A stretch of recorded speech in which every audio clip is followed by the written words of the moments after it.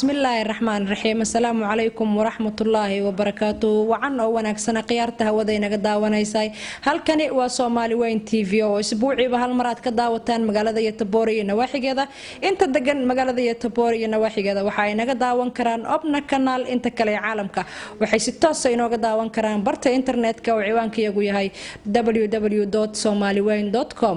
waxaan idin haynaa cawada barnaamij aad iyo aad u xiiso badan barnaamijyada waxa ugu horeyn doona ayadaha quraanka kariimka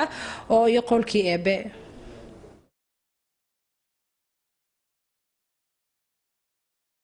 بسم الله الرحمن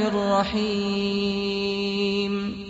والضحى والليل إذا سجى ما ودعك ربك وما قلى وللآخرة خير لك من الأولى ولسوف يعطيك ربك فترضى ألم يجدك يتيما فآوى ووجدك ضالا فهدى ووجدك عائلا فأغنى فأما اليتيم فلا تقهر وأما السائل فلا تنهر وأما بنعمة ربك الله nagu anfaco ayada quraanka kariimka intaasi aynu ku dhaafno daawadayaasha aynu jecelnahay oo halka aad wali naga daawanaysaan waa TV-ga Soomaali Weyn haatanna waxaad ku soo dhawaataan barnaamijkeennii faaqidaada toddobaadka oo toddobaadkan aynu uga hadli doono qaraxii ka dhacay tiyaatarka Muqdisho oo ay ku leedeen dad badan oo isku jira shacab iyo waliba mas'uuliyiin waa kan goobdoon oo barnaamijkaasi alaaba isku soo dubarida adduun laguma waaro ajashii dhamaatana ifka joogi mayso qaraxna ugu maaha iloona ilma dhowrto waana lays ajaraahe waxaan aad ula yaabay hawsha yaa agaasimay xafladda yaa ololeeyey inanta yaa ku casuumay yaa ifiitada siiyey yaa iridda dhaafiyey yaa shabaab u adeego amuurtaan fududeeyey ninkee aaminayo ooridiisa ahayd aqligeenna foorara ee xikama dhammaatee eheliyey ahaayeen yaa loo xil saaray ammaanka ummaddan la gumaaday yaa dhiiggooda iibsaday nimankii abaabulay eedda yaa la wadaaga laba aagluhu waayo isweyddiinu ma xumee ma mid aarsanaayo aana laga qabaa jira ruux aan la ogayno casuumad aan ku imaan mas-uul inuu ag fadhiisto yaa u oggolaaday xilka odaga yaa rabay gabadha uurka lehe aanfada foolanaysay yaa iridda dhaafsho isbitaalka u joogay albaabka yaa ku sugaayey waa ayaan darro weyne yaa shabaab u adeego odayaasha ag jooga ummad yahay su'aashaan way igu adkaatee mas-uul aragti dheeriyo aaqil iiga jawaabo iqanciya ma haysaan inanta yaa casuumay arrimaha gaar ahaan dalkan muxuu ahaa shirka Soomaaliya oo kale dhibaatooyinka maxaa sheeganay soo marba arrimahaas ay ka doona dabcan xaafaddan waa xaafadda Goldstein waxaana runtii waa kaliya deegaanka kaliya oo afar dukaan oo soo horjeeda oo Soomaaliya ay leeyihiin dabcan barnaamijka iyaga nagu martii geliyay halkaan inaan ku qabano toddobaadkan waxaan ku qaban doonaa goobtaan ayaan ku qaban doonaa insha Allah taala barnaamijkeena waa barnaamij عاوزي وناكسن dhegaystayaal daawadayaal dhammaantiinba halkaad naga daawanaysaan waa TV-ga Soomaali Weyn oo waliba ka socda kanaalka Obna Kanaal haddaba barnaamijkeena aanu idinku talagalnay waa barnaamij runtii aad u qiimo badan oo toddobaadkan aan bilaawno waa barnaamij kaliya ahdo faaqidaadka toddobaadka oo markaasi ah toddobaadkan wixii dhacay oo cusub inaan barnaamijkaasi idinku soo gudbino dalka Sweden ama dalkeena Soomaaliya kii uu ahaadaba haddaba barnaamijkeena toddobaadkan waxaan marti noogu ah Cabdullaahi Sheekh Xuseen oo dadka intiisa badan ay yaqaanaan hanti wadaag Cabdullaahi Sheekh Xuseen waa maareeyay oo ku xasuustaan maareeyay hore ee National Theatre-ka ama golaha murtida iyo madadaalada waxaana uu Cabdullaahi ka soo shaqeeyay raadiyo Muqdisho dalkan Sweden magaalada Kutubeg ayuu degan yahay waxaana toddobaadkan sidoo kale marti noogu ah Axmed Muuse oo isagana ah reer deegaanka reer Sweden gaar ahaan magaalada Kutubeg Maryan Faarax ayaa iyadana geeska fadhida Maryan Faarax dadku waxay u yaqaanaan jaamacay waxayna ka mid tahay hooyooyinka magaalada Yataboori aniso eelaabe fahiya iyadana barnaamijka ayay marti noogu tahay toddobaadkan haddaba barnaamijkeenna gaarka ah waxaanu ku soo qaadi doonaa qaraxyadii isxigay ee dalkeena Soomaaliya gaar ahaan magaalada Muqdisho ka dhacay. waxaanu qaraxyadaasi soo bilowdeen laga bilaabo kii ka dhacday Beledweyne oo markaasi ay ku eeganayeen al-shabaab wasiirkii arrimaha gudaha Umar Xaashi Aadam Allah uu naxariisto u dhintay waxaana goobtaasi ku naf waayay in ka badan 100 shacab ah oo Soomaaliyeed oo aan waxba geysan. waxaa qaraxa ugu dambeeya uu ka dhacay National Theatre ama golaha martida iyo madadaalada qaraxaasi waxaa ku naf waayay xubno aad iyo aad u fara badan oo markaasi shacabka Soomaaliyeed kamid ah walow tirada rasmiga haddatan aan hayno ay tahay 5 qofood waxaana kamid ahaa Allah uu naxariistay Muriid Macaane oo iyo Faisal oo ku dhintay dalka Nairobi iyo Wish iyo Nicolas Shagana Saeed Mugambi oo iyagu ku dhintay goobtaasi ku dhintay Allah uu naxariistay. qof hadaba isqarxiyay ayaa goobtaasi isku qarxiyay waxaana halkaasi joogay رئيس وزراء دولة كوميرغاركا مدن غاس waxa hadaba aan rabaa inaan ku hormariyo Cabdullaahi Sheekh Xuseen hadaba qorxayadan dhacay maxay salku ku hayaan bismillaahir rahmaanir rahiim inna lillahi wa inna ilayhi raaji'uun marka ugu horeysa waxaan rabaa in aan tacsi u diro dadkii ku geeriyooday qaraxii waxashnimada ahaa oo ka dhacay golaha murtida iyo madadaalada oo ay geysteen dad aan lahayn damiir bini'aadanimo iyo mid diin midnaba qaraxaas wuxuu ahaa mid lala beegsanayay dadka Soomaalida ah dadka shacabka ah waana mid aad iyo aad uga socday dalka Soomaaliya muddo dheer marka Ilaahay jannadii ka waraabiyo dadkii qaraxa ku geeriyooday oo gacan ka gardaran ay dishay dadka soo abaabulayna waxa weeye isla kuwii layn jiray dadka maatida ah layn jiray haweenka layn jiray caruurta dan aan ka lahayn haweenka asayda qaada dan aan ka lahayn ilmaha agoonta ah had iyo jeerna qaraxyada ka wada dalka oo dhan laakiin waxaan rajaynaynaa maalmaha ka mid ah Ilaahay inuu adduunka ku kashifo aakhirada haddii waxaaba loo sheegayba aayadaha quraanka man qatala mu'minan mutacammidan fajazaa'uhu jahannamo ay ku waari doonaan ayaa sugaysa aakhiro adduunkana in ay dulli ku dambayn doonaan ayaa shaki ku jirin gudba Ahmed Muuse dabcan qofka isqarxiya أحمد موسى إن شاء الله تعالى وكوسون نقدونا أديكوا هذا مثلا مريم فرح طبعا وحتى هو يوني كمدا magaalada Jitboori degan dabcan eeshagana waa aragtaa Soomaaliya dhibaatooyin fara badan ayaa ka dhacay qaraxyo fara badan ayaa ka dhacay waxa ku dhimanaya runtii caruur iyo hooyooyin iyo dad aan waxba galabsan hadaba doorka hooyada Soomaaliyeed looga baahan yahay ama ay ka qayb qaadan karto hakinta dhibaatooyinkaasi ka dhacaya magaalada Muqdisho doorkeen ay noqon kartaa bismillaah allahumma salli ala muhammad doorka hooyada Soomaaliyeed ay ka qaadan kartaa waxa weeye door aad iyo aad u ballaaran waxaan aad iyo aad uga xumahay marka ugu horeysan u tacsiyeynaya dadkii ku geeriyooday falkii waxashnimada ahaa oo ka dhacay golaha tiyaatarka iyada oo maxaan ku sheegayay farxad lagu jiran ay isu bedeshay 5 daqiiqo ka bacdi geeri iyo naxdin iyo gariir ay isu bedeshay fiirsashadan fiirsanaynay baan anagu ka xumaanay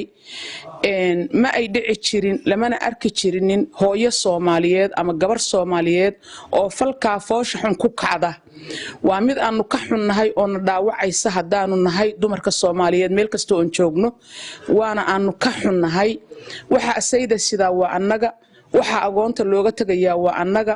midda walaalkeed weyday oo wiilkeedii weyday oo ninkeedii weyday waa gabar Soomaaliyeed halganka ay kaga jiraan gabdhaha Soomaaliyeed Soomaaliya ama dibadda waxtarkeeda mid la soo koobi kara ma aha tanna waa midna dhaawacday haddaan dib ugu soo noqdo su'aashaadii ahay doorka idinka aadan muxuu yahay doorka nooga aadan waxaa weeye inaan wiilkayaga qabanno ninkayaga qabanno walaalkayaga qabanno aan dabagallo meesha ay galahayaan iyo meeshay ku dhuumanhayaan midna annaan uga xishoon ee aanu u xishoonno ilaahay darti iyo waddankayaga baaba'ay 20 sano sharafkayagii waa dhammaaday waa dhaawacannay bad baa dhallinyaradeedii la tagtay xabsi bay ku jiraan meel walba yacni rag baanu eedda saaraynay maadaama maanta annagii dumar ahayd filkii ugu dambeeyey aanu samaynay waa midaan aad iyo aad uga xunnahay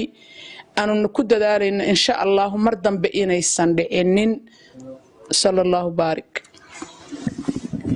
طبعا aan ku soo noqdo Cabdullaahi Sheekh Xuseen Cabdullaahi Sheekh Xuseen طبعا lagama hortagi karo naf gooyis lagama hortagi karo qarax dhacaya markaasi oo qoran lagama hortagi karo waxa daba ma la dhihi karaa dowladda ku meel gaarka xagga amniga doorkii la rabay kama aysan soo bixin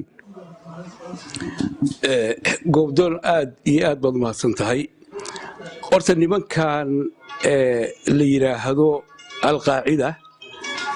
ama la yiraahdaba al-shabaab la oran jiray tabaha ay ku isticmaalaan waxa weeye tabo aad iyo aad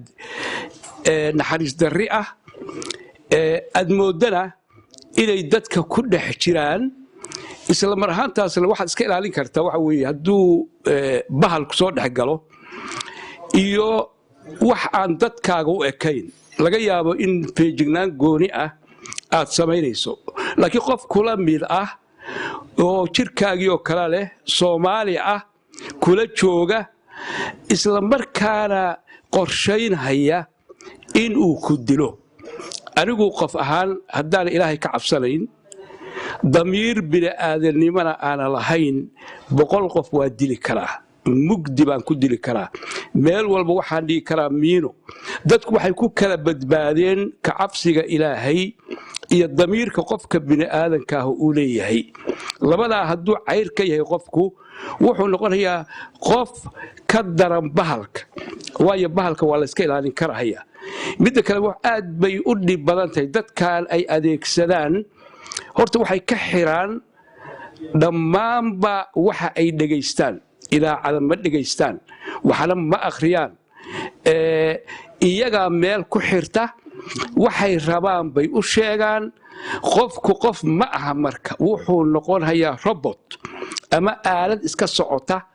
oo qofku uu remote ku wado oo hadba miskaxdiisa laga haysto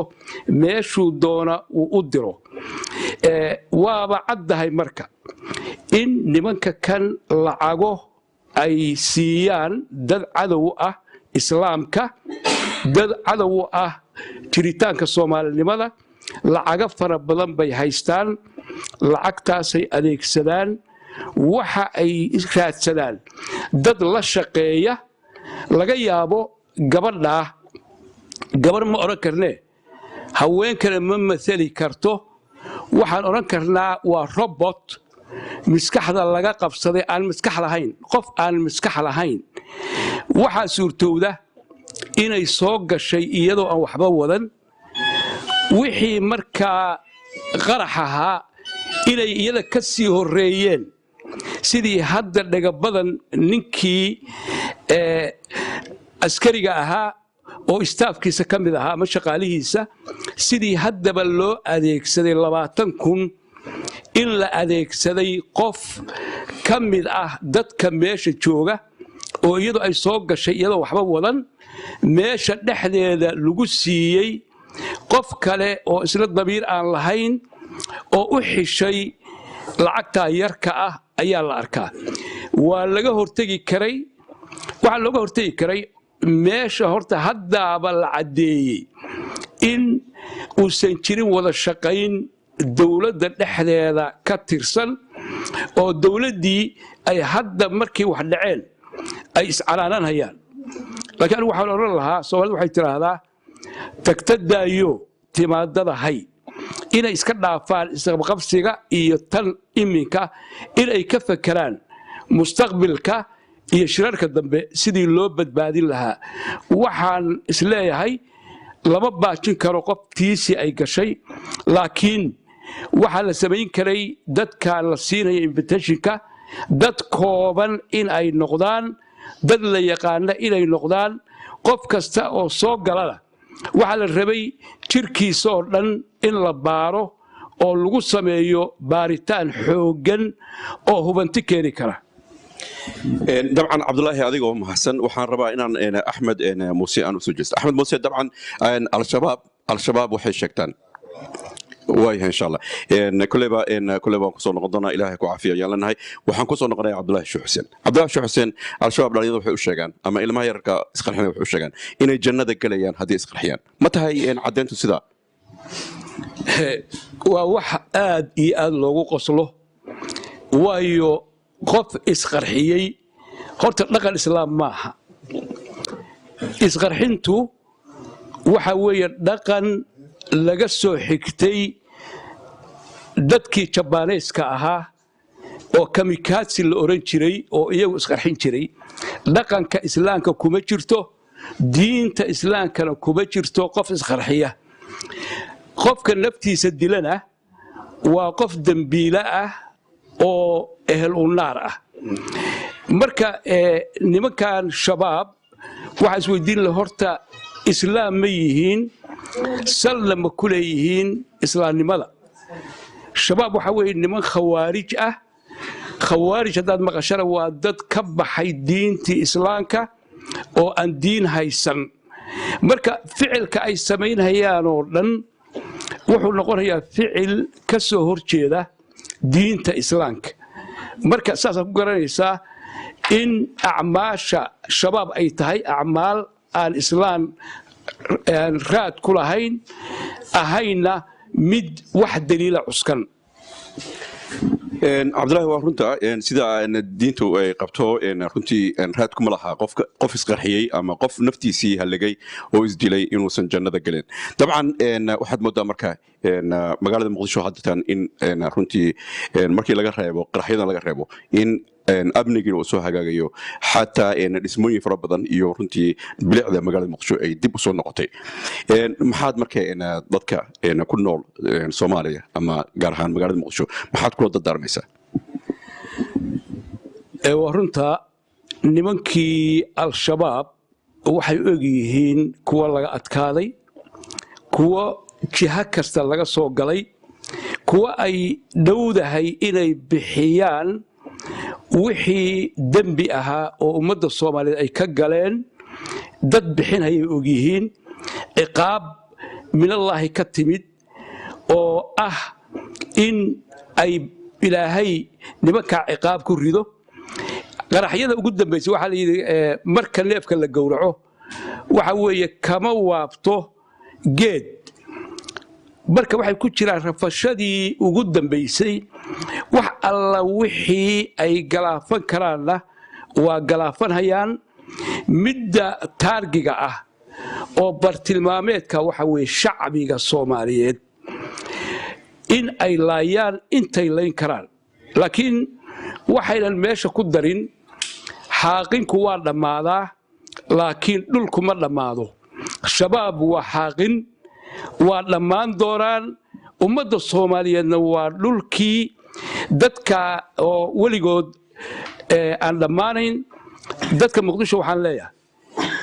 war dad yar ah oo aan ka badnayn kun anigu waxaan rumaysanahay shabaab dadkay adeegsadaan marka laga reebo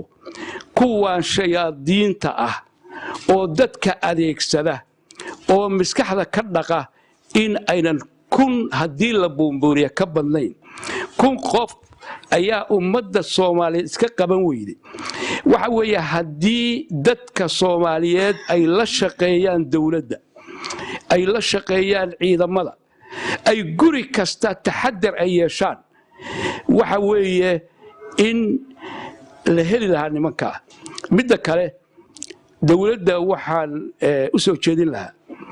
dadka ha kala qaybiyeen qaar aan cafis mudan baa jira cafisna istaahilin nimanka waaweyn oo dhiiga ku qubaystay ummadda Soomaaliyeed iminkana leh dhiigu ma banaana kuna qubaystay gacmahoodana dhiigu ku dhabooqan yahay kuwa weeye kuwa aan marnaba illa cafiya ayna ahayn aad iyo aad mahadsan tahay Maryan Faarax gabagabadii dabcan waad aragtaa kuleba Cabdulaahi runtii iyo adiga uu ka sii horeeyay maxaad marka gabagabadii shacbiga Soomaaliyeed gaar ahaan kuwa Muqdisho ku nool maxaad runtii aad ku dhiirigelinaysaa bismillaah waxaan dib ugu soo noqonayaa horta tacsiyeyntii waxaan u tacsiyeynayaa in allaali intii dhimatay ilaahay naxariis waarta ha siiyo jannadii firdowsa ilaahay ha ka waraabiyo kitaabkoodii midigta allah ka siiyo inta dhaawacana ilaahay ha u dhibdhaamo oo maxaan kuu sheega caafimaad sareecana ilaahay ha siiyo arintan waxa weeye arrin fool xun oo dadkoo dhan saamaysay oo taabatay wadankii iftiin baa ka soo baxay niyadaa lagu wada hayay ama waa la aaday ama waa loo socday waxaan loo sameynayaan anigu hal si un baan u arkaayo waxaa la leeyahay dadku ha boqo oo waa la argagixin gelinayaa laakiin waxaan leeyahay dowladda ciidamada mataqaana qalabka sida oo Soomaaliyeed oo naftooda hurayaasha ah oo furinta taagan ciidamada kaalmeynaya oo AMISOM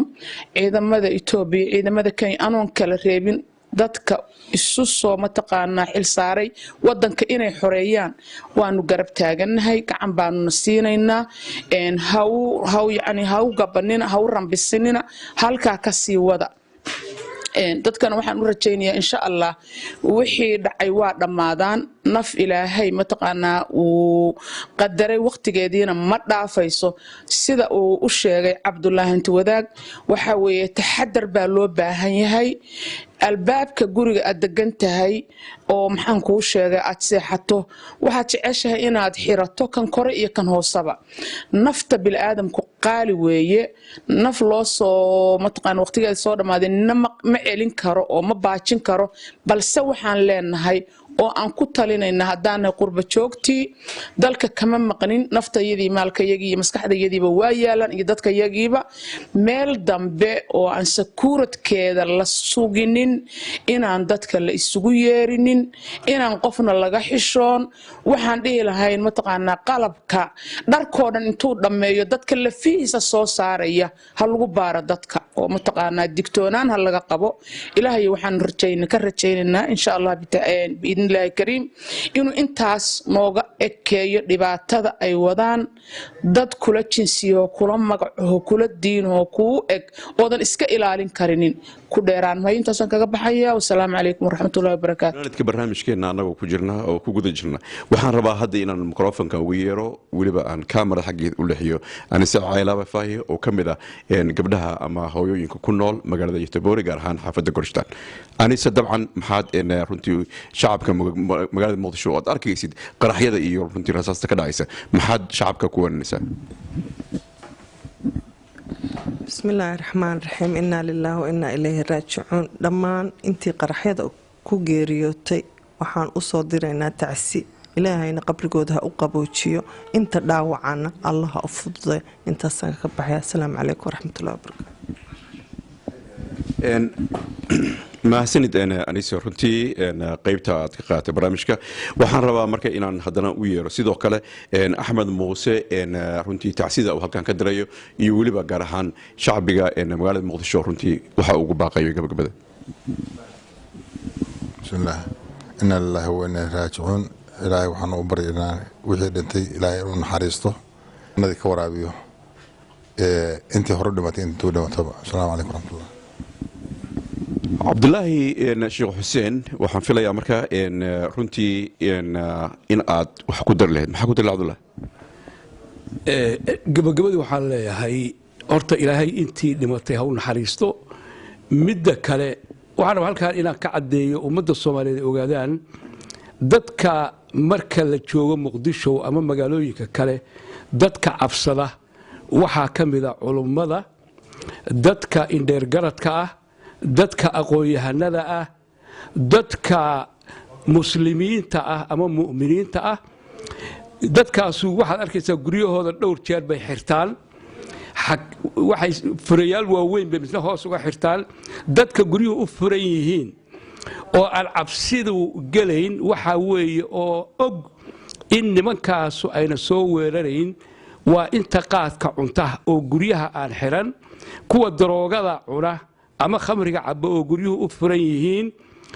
kuwa macsida wada oo guryuhu u furan yihiin kuwaasoo dhan shabaab dan kama leh waxay rabaan dadka maska madaxa laga dila baa la yidhi indheergaradka ummadda soomaaliyeed inay dhammeeyaan taas ayay ku dadaalahayaan midda kale u dheer waxa weeye hadda waa ismuujinhayaan waxay isku muujinayaan inay joogaan taas waxay keentay in haweenkii xaaqahayay magaalada horta waxay la dagaalamayaan calaamo kasta oo dawlad leedahay wax kasta oo dawlad ama calaamadeeda soo celinaya oo dhanna waa la dagaalamayaan marka waxaan ummadda Soomaaliyeed u sheegayaa inay ogaadaan shabaab inay yihiin cadowga koowaad oo ummadda Soomaaliyeed qarni ku dhawaad gumaysi Ingiriis Talyaani Faransiis ayaa Soomaaliya adoonsanayay weligood sooma marin mana uu samayn gumaysigu inuu qof madaxa ka gooyo oo dul saaro weligii ma samayn gumaysigu inuu labada adin iyo labada gacmood ka gooyo weligu gumaysigu ma samayn gabar yar oo saqiira in uu dhagax ku dilo weligii gumaysigu ma samayn in uu marwo sharaf leh oo la joogta ninkeedii inta meesha loogu galo khasab lagu guursado ninkiina la gaaleeyo weligeed ma dhicin in ilmo caruura oo aan qaangaar ahayn bom inta loo soo xiro naftooda la halligo ummadda Soomaaliyeed waxaan markaa u soo jeedinayaa cadowgaas aad leedihiin hadda aragte diin inayna shaqo ku lahayn hadda aragte inay yihiin mujrimiin dhiigiya cab ah oo gacan ku dhiigla ah hadda waa idin muuqatay shabaab waxa ay yihiin in ay ka daran yihiin shayaadiin waayo shaydaanku waa inkiraa wuxuu sameeyo anaa bari buu yiraahdo qofkaas waxa isaga sameeyay anigu kuma jiro laakiin iyagu waxay sheeganayaan raqda dadku ay ku baaba'een dhiiga qulqulahaya ayay sheeganayaan marka waxaan rabaa intaa kaliya inaan ku daro cabdulaahi sheekh xuseen aad iyo aad u mahadsantahay dabcan barnaamijkeena qiimaha leh oo faaqiidada toddobaadka waxaanu ku qabanay xaafadda Goristan dabcan xaafadan oo aan macnaha ugu talagalnay barnaamijkan qaabka ahaan ugu qabanay waa 4 dukaan oo Soomaali ay leedahay halka ay soo horjeedaan magaalada Itebori waxaa runtii aad ugu mahadcelinayna Anisa Caylaabe Faahiye Bashiir ka oo markaasi ka experience mas'uulka Caasha Cadnaan oo dukaanka isku qurxinta dharka hadaba dhammaan waxaan leenahay aad iyo aad u mahadsantihiin doorkii lixaad kale aad ka qaateen barnaamijkeena fadqaadada toddobaadka barnaamijkeena insha Allah waxaan idin ballan qaadaynaa toddobaad kasta inaan idin soo dayno waliba aan ku qabano xaafad kastaaba maalin aan ku qabano barnaamijkeena aad iyo aad u mahadsantahay Xuseen Cabdullaahi Calasow oo ah cameraman-ka barnaamijka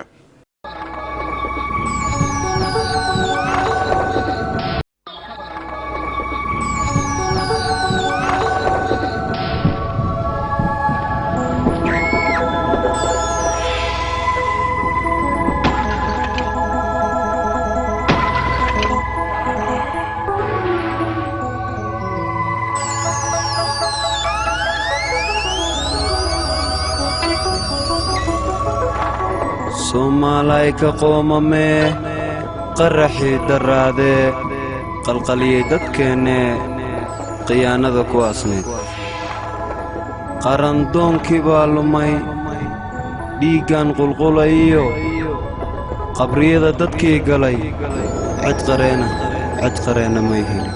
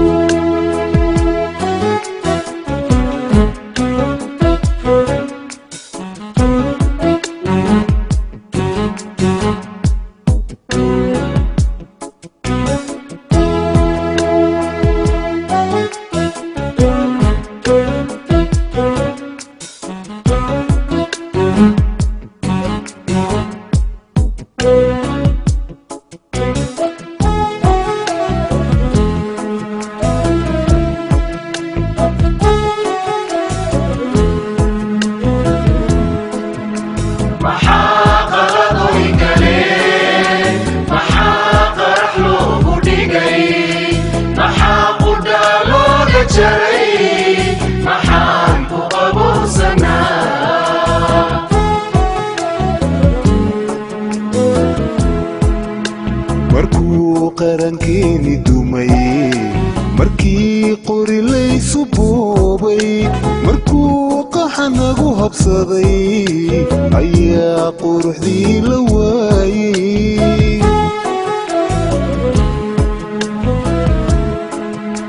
markuu qarankeeni dumay markii qori laysu boobay markuu qaxanagu habsaday ayaa quruxdii la waayey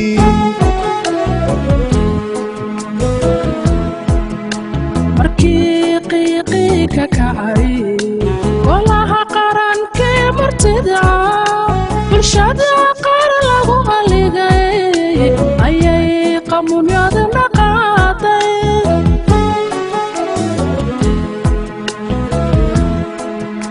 markii qiiqii ka kacay golaha qarankee martida bulshada qaar lagu haligay ayay qamuunyaduna qaaday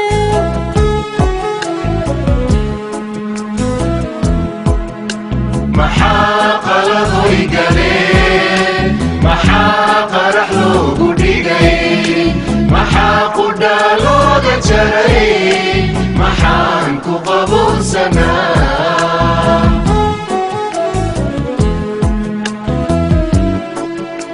maxaa qaladoy galeen maxaa qarax loogu dhigay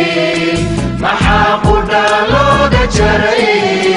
maxaan ku qabuursanaa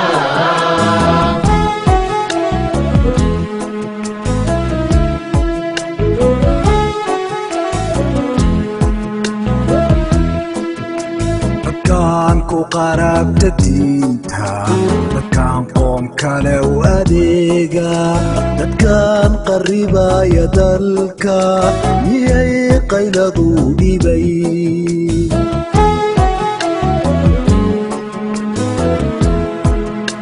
dadkaan ku qaraabta diinta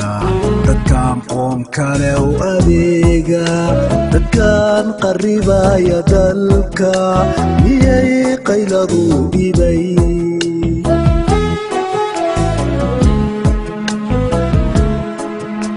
dadkaan maatida qalaya dadkaan qiranaya dhiiga dadkaan cadowga u qareeno maxaad shacabka u qafaasheen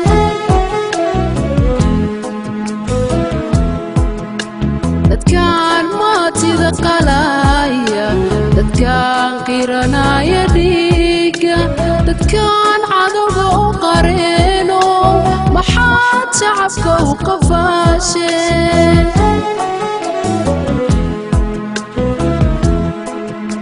maxaa qaladoy galeen maxaa qarax loogu dhigay maxaa qudhaa looga jaray maxaan ku qabuursanaa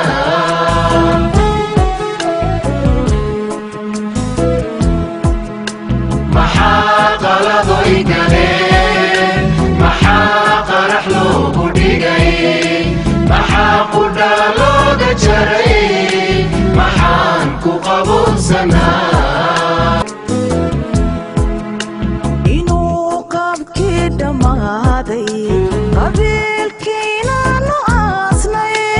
inuu dalku maanta qani yahay kuwii qaradaha u sheegay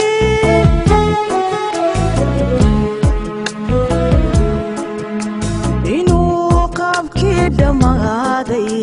qabiilkiinaanu aasnay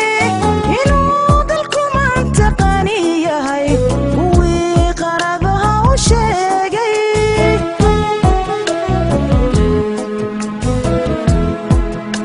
maxaa qaladoy galeen maxaa qarax loogu dhigay maxaa qudhaa looga jaray maxaan ku qabuursanaa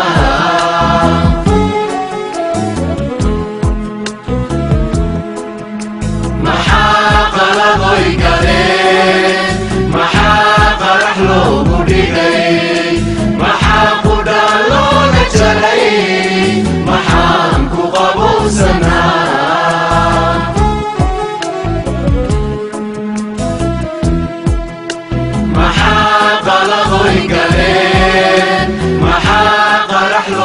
dhigay maxaa qudha daawadayaal intaasi aan uga gudubna barnaamijkeenii faaqidaada toddobaadka haatanna waxaad ku soo dhawaataan qaybtii labaad barnaamijkii shirkii 18aad ee dalada ururada isbahaysiga oo ka dhacay magaalada Stockholm ee caasimadda wadanka Sweden. runtii hawshii aan qabanay labadii sano ugu dambeysay waxa hawl yar ma ahayn oo haddii ahaan lahayd dhanka qaxootiga warbixintana marka kuma sii dheeraanay sababta waxaan ku qornay warbixin sanadeedka aad hesheen laakiin waxyaabihii ugu muhiimsanaa marka doorkii aan ku lahayn ama roolkeena muxuu ahaa arrimaha qaxootiga sababtoo annaga ma ahayn wixii go-aanka gaarayay waa dowlad baa go-aankan gaartay hay-ada uga xilsaarna inay fuliyaan ama wax ka bedelaan laakiin anaga roolkeenu wuxuu ahaa maadaama dhibaatadu ay tahay dadka ay taabanayso islamarkaasna xal loo raadinayo xalka inuusan ahayn xal ka imaanayo dad kale oo aan dhibaatadeen aysan taabanaynin roolkeenu marka wuxuu ahaa inaan anaga aan kala soo jeedin inaan ka soo jeedino sida aan wax u rabno in wax loo bedelo kala soo jeedintaas ay ahayd haddii aan la kulanno wasiirka qaxootiga inaan la kulanno siyaasiyiintii ururadii ama xisbiyadii heshiiska galay siiba milyo partiyeedka inaan dadka la kulanno xitaa soomaalidii marka isbedel uu dhacay dadku media ka akhristaan marka waa aan fahamsiino waxa uu yahay marka runtii roolka ugu weyn aan sameyno waxa inaan saameyn poobarking inaan ku sameyno go-aanka soo socda la rabo in la bedelo waxyaabaha marka mugdigu uu ku jiro oo ha noqoto xagga dhaqanka soomaalida muxuu ka qaba ama sharciga soomaaliya muxuu ka qaba arrintan inaanu aan kala xaajoonay meel walbana aan u taagnay marka waxa way sababta dadka la rabo in wax la weydiiyo waa Soomaali waa badannahay marka waxa way waa ururkana maadaama uu yahay urur isbahaysi ummadda Soomaaliya matala Soomaalida wadanka degan oo dhan hay-adaha dowladdu markay u baahdaan inay arrintaas wax naga weydiiyaan anaga diyaar baan ahayn mar ayaga ay nala soo xiriiraan iyo mar anaga aan xiriirka aan la sameyno shirar badan baan la galnay sidoo kale waxaanu sameynay aan ka qayb qaadanay qabaqaabada macna mudaaharaado ka dhacay wadanka ha noqdo magaalada Stockholm ama magaalooyinka kale waaweyn Göteborg oo kale laba jeer aan mudaaharaad ka sameynay waxaanu ka mid noqonay waxaa jira ururo badan iyo shakhsiyaad Swedish ah ayagana u taagan inay arrimahaas qaxootiga wax ka qabtaan marka waxa weeye waa anagana waxaanu sameynay marka waxaan horseed ka noqonay urur waxaa jira la yiraahdo FAR oo aad maqasheen Flyktingarnas och asylsökandes organisation waxa weeye waa urur dalad ay ku midaysan yihiin dhammaan ururada Sweden jooga ma aha ururo Soomaali ma aha waa ururada Swedishka iyo ajaanibta kale ururada ay leeyihiin oo u doodo xuquuqda qaxootiga waxay leeyihiin marka network ay ku kulmaan ay leeyihiin marka networkigaas ayaan xiriir la sameynay oo heshiisaan wada galnay inaan wada shaqeynayna dhex marto isla markaas aan horseed ka noqonay inaan isu keenno ururada kale iyo shakhsiyaadka kale Sweden oo adduunka wadanka Sweden ku kala baahsan inaan dalad aanu sameyno sababtoo maanta hadda dhibaatada taagnayd waxay arrinta midaynta qoysaska marka dalad waxaanu sameynay la yiraahdo network for family rätten for familjeåterförening oo ah shabakad u taagan macnaha xawaay waa xuquuqda ay waalidku iyo ilmuhu ay u leeyihiin iyo qoysasku ay leeyihiin dibna u midoobaan marka anaga faar baa marka heshiiskaas aan wada galnay aanu la fahmnay aan wada shaqeyno ayaa waxaan u bandhigay marka ururada kale oo Sweden joogo dhan marka waxaanu sameynay mail group aan ku kulanno sababta wadankii lagu kala baahsan mar walba ma soconayso marka waa in kulamada isugu baan ku wada hadli jirnay hawlaha si fiican u wada wadnay waxaanu nahay marka waxa fikirkaas dadkii soo jeediyay ururkaas faar macnaha kala kaashaday faarna marka waxa waa albaabada uu noo furay waxaa jira kulamo badan oo aan la qaadanay xitaa qareeno Swedish oo arrimaha qaxootiga ka hadlaya waxaa jirta arrin xoogaa ay markii ay rabeen in fasiraad laga siiyo shuruucdii wax saas oo kale qaabka aan u rabnay arrinta ku saabsan oo kale waxa la yiraahdaa vornatka oo kale macnaha waa qofku labada waalid oo kale muxuu ka qabaa sharciga Soomaaliya marka alxamdulillah rabbil caalamiin arrintaas waxa waa qareenadii aan kala kulanay Maria Farm habeenkaas waxa waa goobjoog bekeedo Maria Farm oo u qaybsan ururka milyo partiyeedka arrintaas qaxootiga oo goobjoog bekeedo runtii waxaan nasiib u yeeshay waxaan markaa gacanta ku hayay statuutka personaaliga Soomaaliya macnaha sharci xeerka qoyska 73 soo baxay qodobkiisa 78 waxa uu ka qabo marka labada waalid aysan aysan goobjoog ahayn ilmahaas iyo ku wareegaysa marka wakaaladooda yaa wakiilka wasaasa marka alxamdulilah rabbil caalamiin marka anaga roolkeenu wuxuu ahaa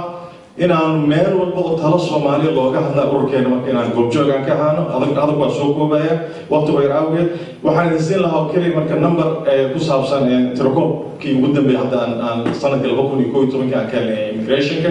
oo ah qaxootiga Soomaaliya oo soo galay magangelidoonka waddanka soo galay tiradoodu waxay ahayd marka loo barbardhigo labadii sano ka horreysana waa ka soo yaraatay xogaa asylum seekerska hayaan kulli waa joogaan markaas uu haystaa haddaan qaldanahay tirada soo gashay waxay ahayd 3982 qof magangelidoon ayaa waddanka soo gashay sanadkii 2011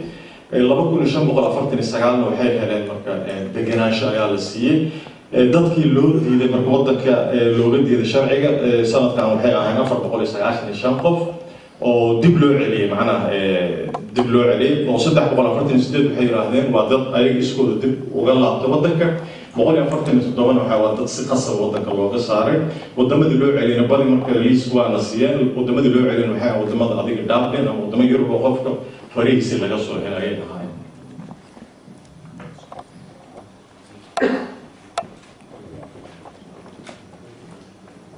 ومحسنتين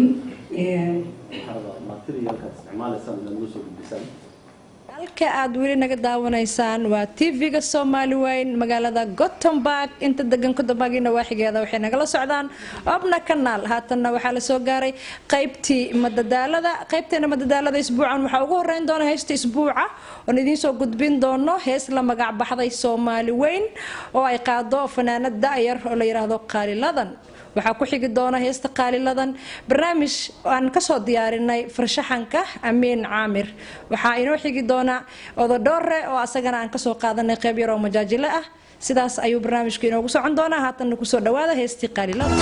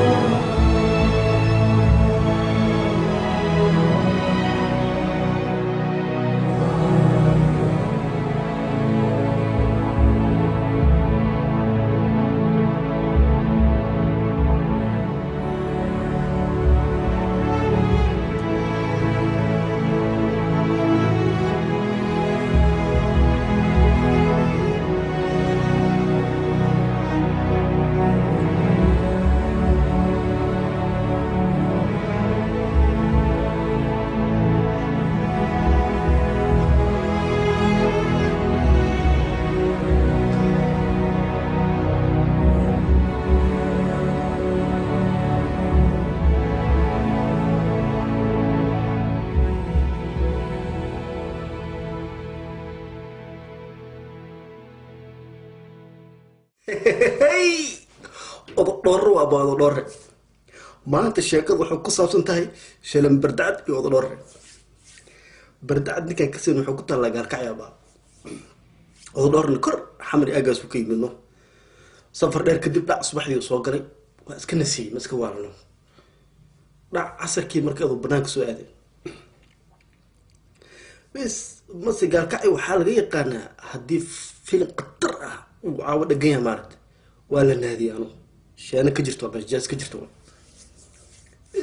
ninkaan oo banaanka taagan oo magaalada iska fiirsan oo yaab abo meesha maxaa dhahay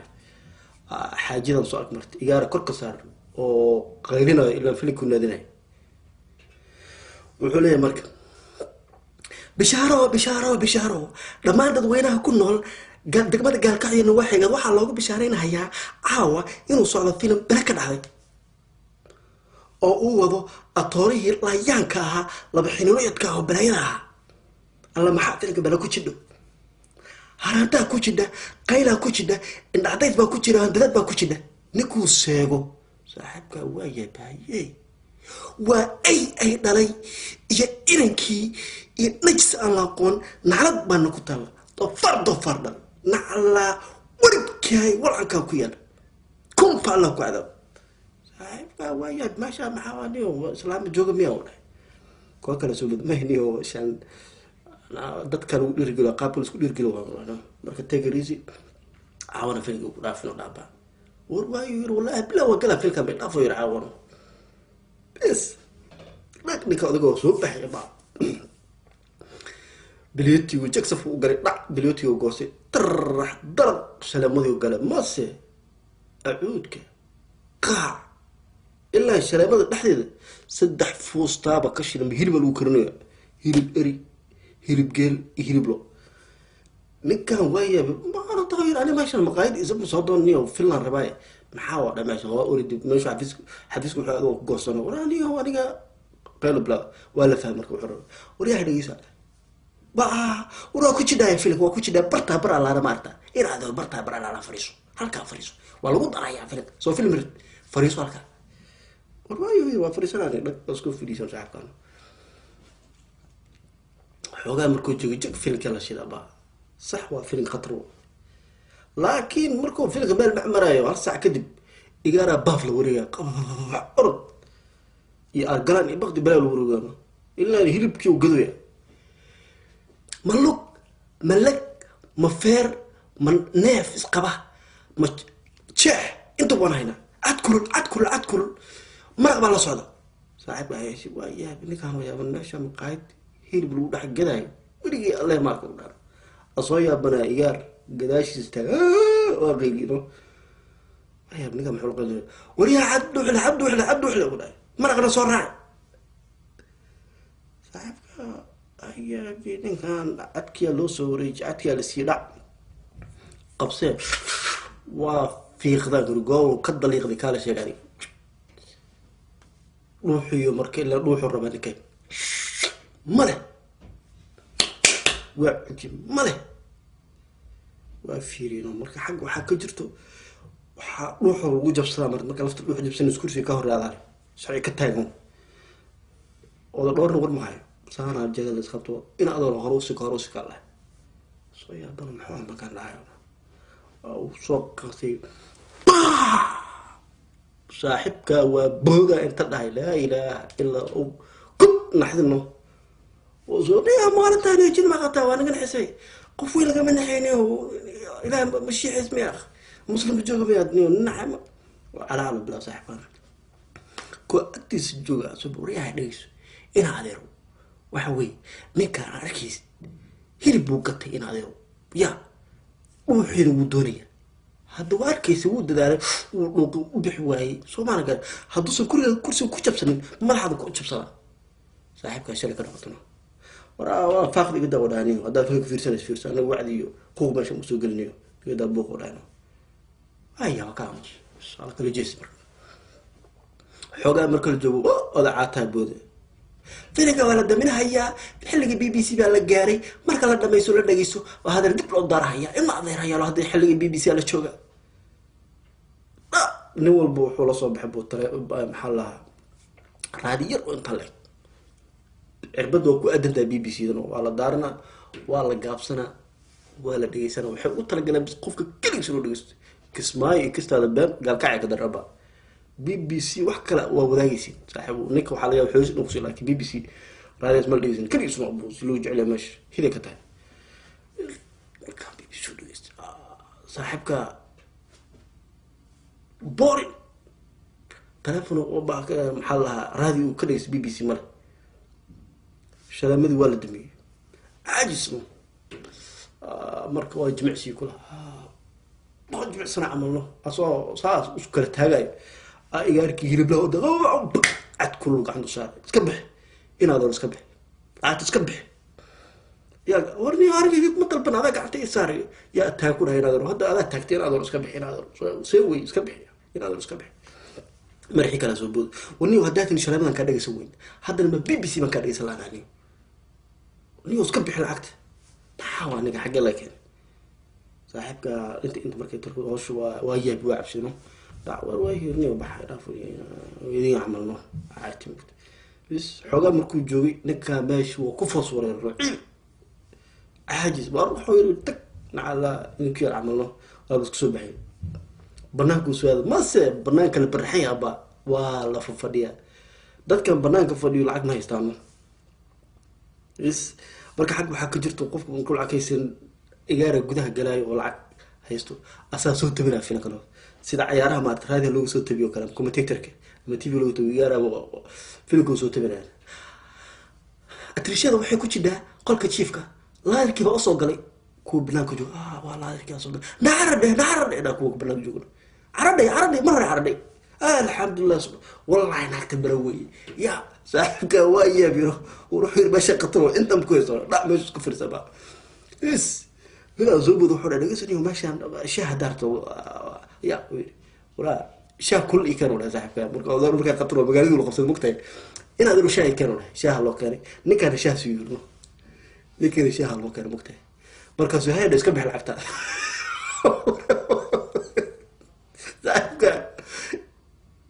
وانا حيروكي